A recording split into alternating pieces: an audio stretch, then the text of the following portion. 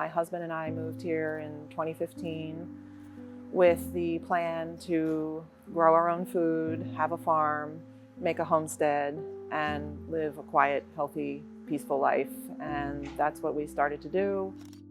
We have 4 acres.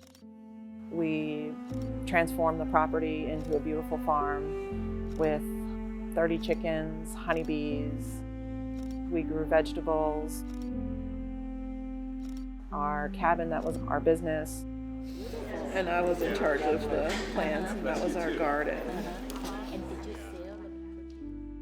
It was heartbreaking to lose it all. The entire property is destroyed. Our house is flooded and full of mud. The entire lower floor is gutted. I don't know, we have every problem you can think of. The creek also diverted from its original location. It cut through our property. We have so much debris on the property that it is unrecognizable. It's more than apocalyptic. We did have a Buddha that survived. Oh, really? Yeah. Do you believe in Buddha, or Yes. just for you as a decoration? No, I believe. You believe? Yeah, Oh, yeah. I live awesome.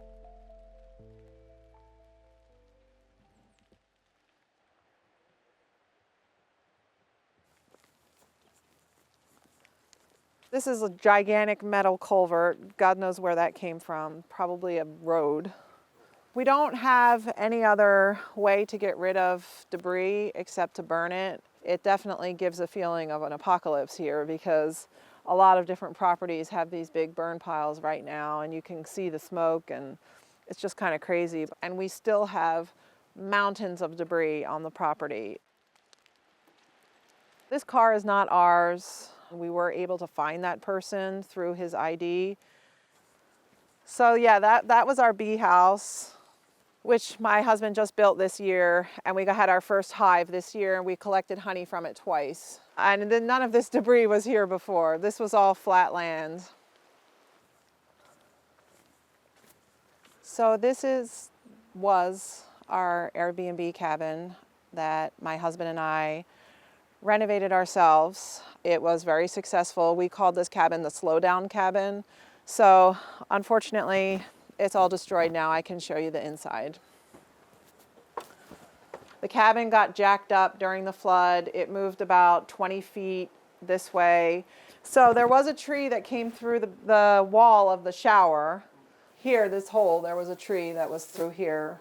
We cut it out, and this is where the sink was. And I used to love this view because when you looked out the window here as a guest, there was our beautiful vegetable garden here. This is the creek, and outside here you can imagine there used to be a barrel sauna.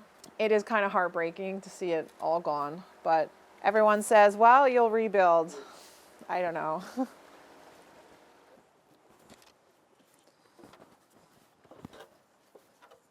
At about 7:15 in the morning, and we had water coming in through the crawl space of the house.